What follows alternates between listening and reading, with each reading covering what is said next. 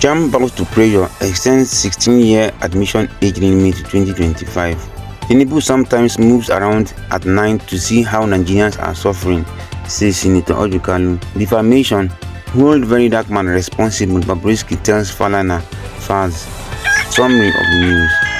The Joint Admission and Matriculation Board JAMB said on Thursday that universities and other tertiary institutions in the country can now admit candidates who will turn 16 by August 31, 2025. The board announced that the affected candidates can be admitted for the 2024-2025 academic session if they meet the institution standards. Daily Post records that the minimum age for admission in tertiary institutions was earlier this year deliberated at the 2024 policy meeting and decided to be 16-year-old for the 2024-2025 academic session. The cutoff date was subsequently put on December 31, 2024. The development triggered reactions from parents and other concerned citizens who expressed divergent views on the matter. However, JAMB, in a statement issued on Thursday by its public relations officer, Fabian Benjamin, said because some institutions extended admission periods until July 2025, it will allow institutions to admit candidates who will turn 16 by August 31, 2025, source Daily Post.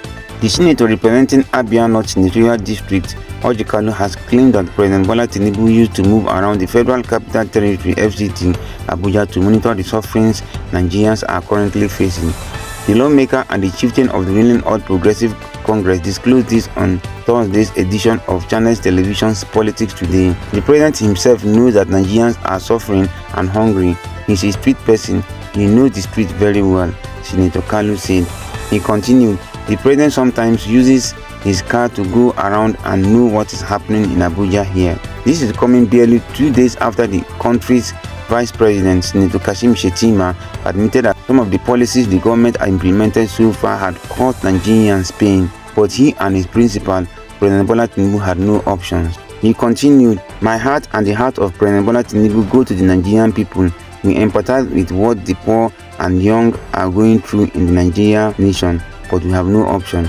Some of these decisions are unpopular, but the truth is most of the truth that men prepare not to hear, source Sahara reporters. Popular Nigerian crossdresser Mr. Idris Okuneye, also known as Bobrisky, has denied making defamatory statements against renowned lawyer and activist Femi Falana and his son Falana, popularly called Falz. Bobrisky directed Falz and his father to hold controversial social media critic Martin Otse, popularly known as VeryDarkMan, responsible for the defamatory content circulating on social media. He said, I, Okuneye Idris Olarewaju, also known as Bobrisky, did not publish any defamatory statement or statements concerning the learned son and his son Falz, and it is in public domain pursuant to my solicitor's letter dated the 27th day of September 2024 that I have denied any knowledge of what VeryDarkMan published, he wrote. I stand by my express denial and put the matter to strict proof and advise that whoever has been defamed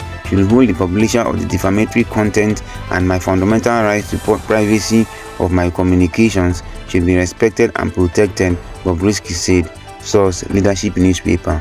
Follow for more, October 18, 2024.